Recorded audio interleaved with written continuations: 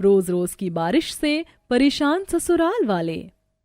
ये ले तेरे 2 हफ्ते की तनख्वाह और यहाँ अंगूठा लगा दे। मालिक, ये तो आधी ही तनख्वाह है। हाँ, क्योंकि मैंने तेरी आधी तनख्वाह काट ली। लेकिन क्यों मालिक, मैं तो छुट्टी पर भी नहीं था, तो आपने मेरे पैसे क्यों काटे?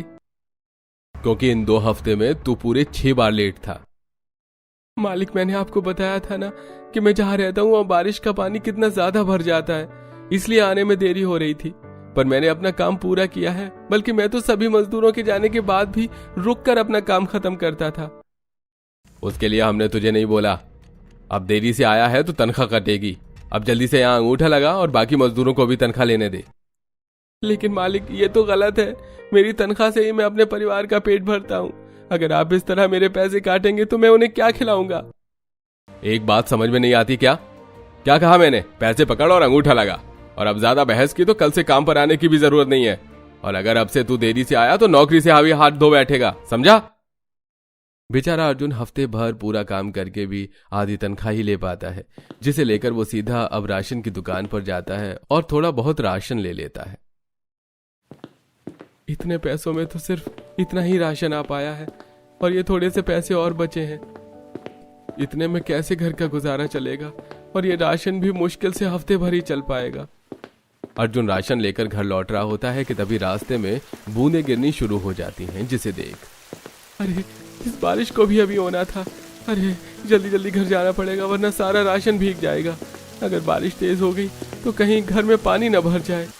अर्जुन भागते हुए घर जाता है, लेकिन उसके जाने से पहले ही काफी तेज बारिश होनी शुरू हो गई थी और उसके घर में भी काफी पानी भर गया था, जिसे सभी घर वाले मिलकर निकालने में लगे हुए थे। माँ देखो, बाबा आ गए। हे भगवान, अभी तो बारिश को शुरू हुए मुश्किल से 15-20 मिनट हुए हैं और घर में इतना सारा पानी भर गया। अरे बेटा, क्या करे, आधे से ज्यादा पानी तो टपकती छत से आता है और बचा कुचा गली मोहल्ले से। रुचि, ये राशन सूखी जगह पर रख दो, मैं भी पानी बाहर निकालता हूँ। पूरा परिवार पानी बाहर निकालने में लग जाता है।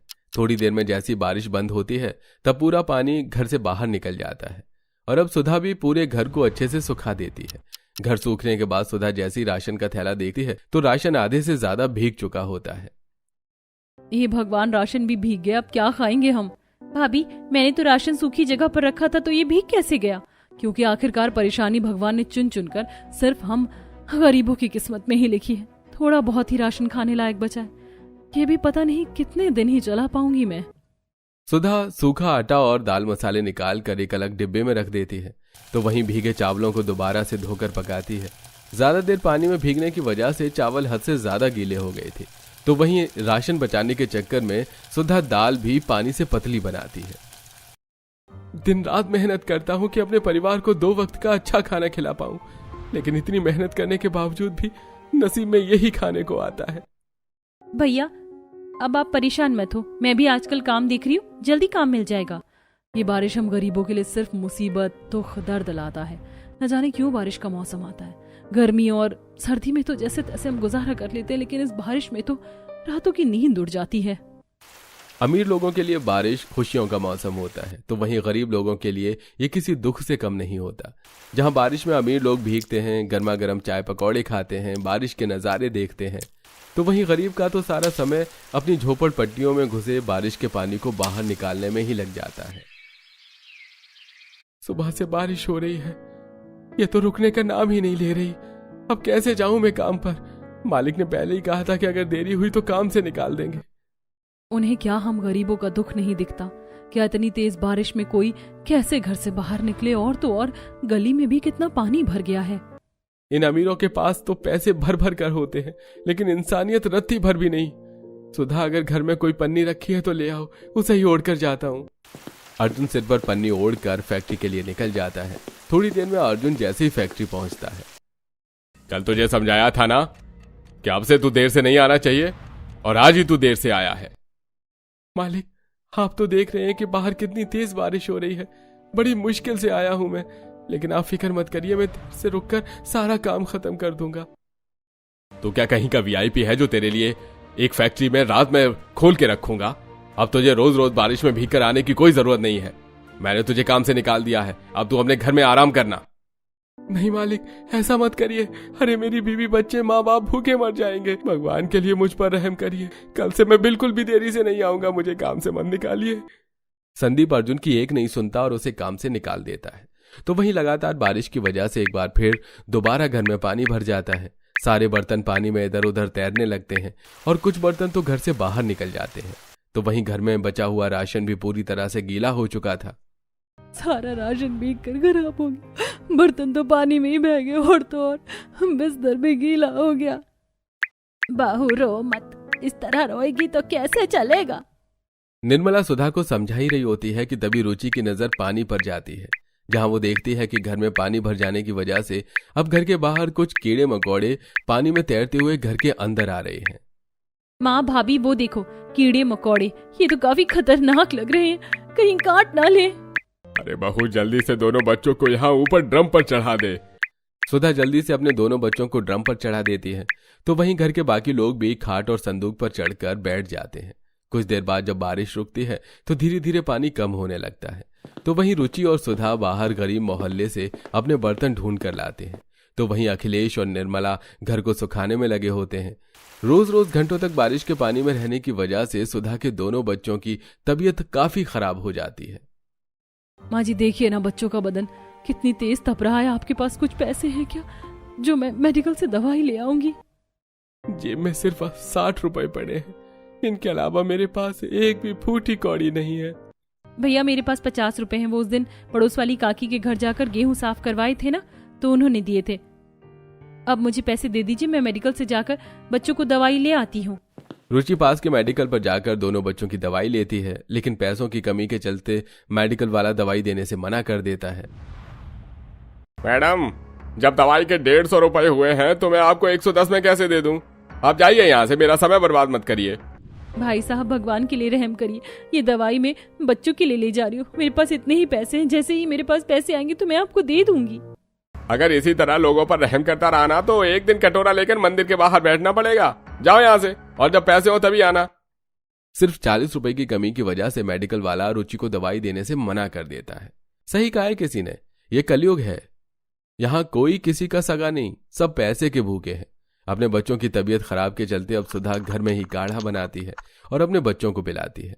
तो वहीं निर्मला रात भर दोनों बच्चों के हाथ पैरों की मालिश करती है, जिससे सुबह तक उनकी तबीयत में थोड़ा सुधार आता है। रोज रोज की बारिश की वजह से बाहर कपड़े सुखाना भी दुश्वार हो गया था। गीले कपड़ों की गंदी बदबू की वजह से घर में सभी काफी परेशान थे। अरे जब बाहर बारिश हो रही है तो क्यों कपड़े धो रहे हो तुम लोग? इन गीले कपड़ों की बदबू की वजह से मैं तो ठीक से सो भी नहीं पा रहा हूँ। इसमें हमारी क्या गलती है? सुबह मौसम साफ था इसलिए तो हमने कपड़े धोए थे। हमें क्या पता था कि शाम होते होते मौसम इतना खराब हो जाएगा। राशन की कमी और पैसों के न होने की वजह से कभी इस परिवार को इस रोज रोज बारिश के साथ भूखा सोना पड़ता, तो कभी गीले चावल या बासी रोटी खाकर गुजारा करना पड़ता। भगवान भी कैसे कैसे दुख दिखाता है ना जी। अमीर लोग जो खाने का अनादर करते हैं, हर रोज खाने की कितनी बर्बादी करते हैं, लेकिन फिर भी कभी उनके घर में राशन में कमी नहीं आती। और हम जैसे गरीब लोग जो खाने को पूजते हैं, सम्मान करते हैं, एक दाना भी बर्बाद नहीं होने देते, उनके घर में भगवान कभी राशन देता ही नहीं है। बाहर से पकौड़े की कितनी अच्छी खुशबू आ रही है। मेरा भी पकौड़े खाने का मन कर रहा है माँ। पकौड़े खाए हुए कितने महीने हो गए, मुझे तो याद भी नहीं है कि आपने पकौड़े बनाए कब थे। जहाँ एक तरफ रोज रोज की बारिश से पूरा परिवार खाने के एक एक निवाले के लिए तरस रहा था, तो वहीं रोज रोज इस बारिश में कुछ अमीर लोगों के परिवार। मोना, आज तो पकौड़े काफी क्रिस्पी बनाए हैं तुमने, मजा आ गया खाकर, और साथ में ये चटनी भी काफी बढ़िया बनी है। अरे जब तक बारिश के मौसम में गर्मा गर्म चाय पकौड़े ना हो तब तक बारिश के मौसम का मजा ही कहाँ है। मैं तो सोच रही हूँ आज तुम लोगों के मनपसंद कटलेट बनाओ, रात के खाने में मजा आएगा। एक तरफ जहाँ इस बारिश के मौसम में अमीर लोग एंजॉय कर रहे थे, तो वहीं दूसरी तरफ मुझे बहुत जोरों की नींद आ रही है, मुझे सोना है। बेटा बस थोड़ी देर रुक जाओ।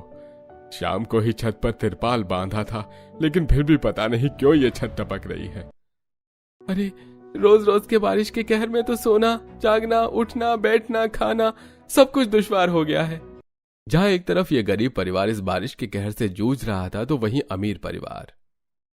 तुझे पता है कि बारिश का मौसम मुझे कितना पसंद है। मैं तो चाहती हूँ कि साल के 12 महीने बस बारिश ही होती रहे। मुझे भी बारिश का मौसम बहुत पसंद है, लेकिन कुछ कमी सी लग रही है ना। चलकर मोमोज खाते हैं इस बारिश के मौसम में। जब तक मैं मोमोज न खाऊं मेरा तो दिन ही नहीं बनता। अर्जुन की जब से नौकरी छूटी थी तब से घर के हालात और ज्यादा बदतर हो चुके थे। अर्जुन की कहीं पर भी नौकरी नहीं लग रही थी, तो वहीं रोज रोज अपने परिवार को भूख से परेशान होता देख सुधा खुद ही नौकरी ढूंढने के लिए चली जाती है। काफी देर तक अलग अलग जगह पर काम करने पर भी सुधा को कहीं काम नहीं मिलता। मालकिन, कुछ तो काम होगा ना घर में। झाड़ू पोछा बर्तन कपड़े मैं सब कुछ कर लेती हूँ। आप थोड़े पैसे कम दे देना, लेकिन मुझे काम पर रख लीजिए। इस वक्त मुझे काम की बहुत जरूरत है। एक बार कहा ना कि कोई काम नहीं है हमारे घर में, पहले से नौकरानी है। अब जाओ यहाँ से, दिमाग खराब करके रख दिया है। सुधा बारिश में भीगते हुए घर लौट रही होती है कि तभी वो रास्ते में टपरी पर दो लड़का लड़की को देखती है जो इस बारिश के मौसम में गर्मा गर्म भुट्टे खा रहे थे। दोनों आधा भुट्टा खाकर बच्चे भुट्टे को वहीं जमीन पर फेंक कर चले जाते हैं, जिसे देख सुधा जल्दी से वहां जाती है और भुट्टे को उठा लेती है। घर में किसी ने कुछ भी नहीं खाया। एक काम करती हूँ, इसे ले चलती हूँ, धोकर सबको थोड़ा थोड़ा दे दूंगी। कम से कम पेट में कुछ तो जाएगा। रोज रोज बारिश के कहर से इस परिवार की ऐसी नौबत हो चुकी थी कि पूरा परिवार रोड पर पड़े या कूड़ेदान में से चुन चुन कर खाने को निकाल कर खा रहा था। सच कहा है किसी ने कि ऐसी जिंदगी जीने से अच्छा है कि भगवान मौत ही दे दे। रोज रोज तड़प के मरने से अच्छा है कि इंसान एक बार में ही मर जाए। माँ जी, आज तो छत से कुछ ज्यादा ही पानी टपक रहा है। सारे बर्तन लगा दिए लेकिन ये पानी तो रुक ही नहीं रहा है। हाँ बहू, मैं भी यही देख रही हूँ। पानी काफी ज्यादा टपक रहा है, छत काफी ज्यादा कमजोर हो गई है। अरे कम से कम अब भगवान इस छत तो हमसे न छीने, वरना इस भारी बारिश में हम लोग कहाँ भटकेंगे। पूरा परिवार भगवान से यही प्रार्थना कर रहा था कि कम से कम इस रोज रोज की बारिश के कहर में उनसे उनकी छत न छीने, लेकिन शायद भगवान को कुछ और ही मंजूर था। पूरा परिवार घर के कोने में बैठा हुआ था कि तभी उनकी छत एक तरफ से झुक जाती है और काफी ज्यादा मात्रा में अब छत से पानी घर में आने लगता है। ये देख। ये भगवान, ये क्या माँ, छत झुक कैसे गई? अरे मैं तो पहले ही कहता था कि हमारी छत काफी ज्यादा कमजोर हो चुकी है। अब ये ज्यादा दिनों तक इस रोज रोज की बारिश को और बर्दाश्त नहीं कर पाएगी। अब हम क्या करें, कहाँ जाएंगे इस बारिश में? कोई और सहारा भी तो नहीं है ना। अगर जिंदा रहना है तो हमें घर से निकलना ही होगा। पता नहीं ये कब गिरकर टूट जाए। पूरा परिवार जल्दी से घर से बाहर निकलता है और देखते ही देखते कुछ ही मिनट में उनकी छत पूरी तरह से टूट जाती है। भैया, अब कहाँ जाएं हम? कोई भी जगह नहीं है। अब जो दुख दे रहा है वही इसे झेलने की हिम्मत भी देगा। पूरा परिवार अब इस तेज बारिश में आगे बढ़ता है। तभी बारिश और भी ज्यादा तेज होने लगती है और सड़कों पर पानी भर जाता है। अरे पानी का स्तर तो बढ़ता ही जा रहा है, हमें कहीं रुक जाना चाहिए। इस तरह पानी से भरी सड़क पर चलना ठीक नहीं है, क्या पता कोई हादसा हो जाए। बाबा जी, वहाँ सामने एक टी स्टॉल है, वहाँ चलते हैं, थोड़ी देर वहीं बैठ जाएंगे। पूरा परिवार बारिश से बचते हुए टी स्टॉल पर जाकर बैठ जाता है कि तभी टी स्टॉल पर रखे हुए रेडियो में एक अनाउंसमेंट होती है। सभी शहरवासियों से निवेदन है कि 2 दिन तक अपने घरों में ही रहें। मौसम विभाग से खबर आई है कि इन 2 दिनों में काफी तेज बारिश होने वाली है। बारिश रुकने तक सभी अपने घरों में सुरक्षित रहें। यह खबर सुनकर पूरा परिवार काफी ज्यादा डर जाता है। अरे भगवान ने भी कितनी अच्छी लीला खेली है हम लोगों के साथ। छत भी तब छीनी जब सिर पर खतरा मंडरा रहा। लगता है अब वक्त आ गया है हमारा। हम लोग इस तरह हार नहीं मान सकते। सड़क पर पानी भरता ही जा रहा है। हमें सबसे पहले किसी ऐसी जगह पर जाना होगा जो थोड़ी ऊंचाई पर हो, ताकि हम इस बारिश से बच सके। भाभी, मुझे एक जगह पता है, यहाँ से थोड़ी दूर पर एक जगह है, हम वहाँ जा सकते हैं। अब पूरा परिवार एक दूसरे का हाथ पकड़े इस भारी बारिश में आगे बढ़ता है और थोड़ी देर तक एक ऊंची सी जगह पर जाकर पहुंच जाता है। सभी पेड़ के सहारे बैठे होते हैं कि तभी अर्जुन की नजर एक गाड़ी पर जाती है जो एक गड्ढे के अंदर फंसी हुई थी। सड़क पर पानी भरने की वजह से अब धीरे धीरे गाड़ी पानी के अंदर डूब रही थी। अरे वो देखो, वो गाड़ी डूबी हुई है। कहीं कोई उसके अंदर फंसा तो नहीं है? अगर कोई फंसा होता तो चिल्लाने की आवाज जरूर आती। अरे इतनी तेज बारिश हो रही है और हम सब लोग दूर भी तो हैं। मुझे तो लग रहा है कि उसके अंदर कोई फंसा हुआ है। चलो, हमें चलकर मदद करनी चाहिए। अर्जुन सुधा और अपनी बहन के साथ जल्दी से उस गाड़ी के पास जाता है और शीशे से देखता है कि अंदर एक औरत और आदमी फंसे हुए हैं। आसपास देखने पर अर्जुन को एक पत्थर मिलता है जिससे वो सबसे पहले गाड़ी का शीशा तोड़ते हैं और जल्दी से उन दोनों पति पत्नी को बाहर निकालते हैं। आप लोगों का बहुत बहुत शुक्रिया हमें बचाने के लिए। मौसम इतना ज्यादा खराब है तो आप लोग घर से बाहर क्यों निकले? आप लोगों ने न्यूज़ नहीं देखी थी क्या? हम तो एक पार्टी के लिए गए थे, लेकिन घर लौटते समय हमने न्यूज़ सुनी। शॉर्टकट लेने के चक्कर में हम इस गड्ढे वाले रोड पर आ गए और हमारी गाड़ी गड्ढे में जा फंसी। हमें नहीं पता था ये गड्ढा इतना गहरा है। अगर आप लोग नहीं आते तो शायद आज हमारा आखिरी दिन होता। लेकिन इतनी भारी बारिश में आप लोग यहाँ इस तरह क्या करें? आपको भी घर जाना चाहिए। अनीता के पूछने पर सुधा उनको बताती है क्या उनका कोई घर नहीं है, किस तरह इस रोज रोज की बारिश के कहर में उनका घर उनसे छिन गया। ये जानकर अनीता और सुभाष को काफी बुरा लगता है। भगवान भी सारे दुख सिर्फ गरीबों पर ही ढाता है। आप लोगों ने हमारी जान बचाई है, इस तरह हम आपको इस बारिश में अकेला नहीं छोड़ सकते। आप लोग हमारे साथ चलिए, हमारा घर यहाँ से ज्यादा दूर नहीं है। हाँ, ये सही कह रहे हैं। इस तरह बारिश में बाहर रहने से अच्छा है कि आप लोग हमारे साथ चलिए। लेकिन आप लोग इस तरह हम अनजान लोगों को अपने घर ले जा रहे हैं। किसने कहा कि आप लोग अनजान हैं? इस कलयुग के समय में आप लोगों ने अपनी परवाह ना करते हुए हमारी जान बचाई। अब हमारा भी आप लोगों के लिए कुछ फर्ज बनता है। अनीता और सुभाष उस पूरे परिवार को जल्दी से अपने घर लेकर आते हैं। अनीता सबको बदलने के लिए कपड़े देती है तो वहीं सुभाष घर के नौकरों से कहकर सबके लिए खाना बनवाता है। इस बारिश के मौसम में हर रोज कहर से जूझने के बाद इतना अच्छा खाना देख सभी की आंखों में खुशी के आंसू होते हैं। अरे मैंने तो अच्छे खाने की आस ही छोड़ दी थी। रोज रोज गीले चावल खाकर मैंने तो उसे ही अपना नसीब मान लिया था। माँ देखो ना, पकौड़े में से कितनी अच्छी खुशबू आ रही है ना। पता नहीं हम गरीब कैसे आपका एहसान चुकाएंगे। आप अमीरों के लिए सिर्फ ये खाना है, लेकिन इसकी अहमियत हम गरीब ही जानते हैं। पूरे परिवार की आंखों में आंसू लिए इस तरह खाना खाता देख अनीता और सुभाष का मन भी भर आता है। और अब बारिश के रुकने तक सुभाष और अनीता पूरे परिवार को अपने साथ ही रखते हैं। 2 से 3 दिन के बाद जब बारिश रुककर मौसम खुलता है तो पूरा परिवार जाने के लिए तैयार हो जाता है। आप लोगों ने हमें अपने घर में रखा खाना दिया, सोने के लिए बिस्तर दिया, उसका बहुत बहुत शुक्रिया। हम आपका एहसान कभी नहीं भूलेंगे। लेकिन अब आप लोग कहाँ जाएंगे? पता नहीं, कहीं छोटी मोटी मजदूरी का काम ढूंढ लेंगे। कम से कम 2 वक्त की रोटी का गुजारा तो हो ही जाएगा। आप लोगों को इस तरह रहने की कोई जरूरत नहीं है। हमारी कपड़ों की और बच्चों के खेल खिलौने की फैक्ट्री है। हम लोग चाहते हैं कि आप लोग वहाँ पर काम करिए। हम आपको अच्छी तनख्वाह देंगे। और मेरी नजर में एक डीलर है जो काफी कम किराए में अच्छे घर दिलवाता है। मैं आपको एक घर भी दिलवा दूंगा। आप लोग वहां पर आराम से रहिएगा। और वहां का इलाका भी काफी अच्छा है। ना ही कभी छत टपकेगी और ना ही गली मोहल्ले में पानी भरेगा। और मेहनत करके तो आप लोग अपना पेट भर ही लेंगे। हम लोग कैसे आपका एहसान चुकाएं? हमें तो समझ ही नहीं आ रहा। हमारी जिंदगी में तो आप इंसानों के रूप में भगवान बनकर आए हैं। इंसान ही इंसान के काम आता है। अगर सभी इंसानों के अंदर से इंसानियत खत्म हो गई तो फिर तो ये दुनिया चल ही नहीं सकती। सुधा, अर्जुन और रुचि अनीता सुभाष की फैक्ट्री में काम करते हैं, जो उन्हें काफी अच्छी तनख्वाह मिलती है और वो लोग आराम से अपना गुजारा कर पाते हैं। और अब ना ही कभी उस गरीब परिवार की छत टपकती है और ना ही उन्हें कभी गीला खाना नसीब होता है।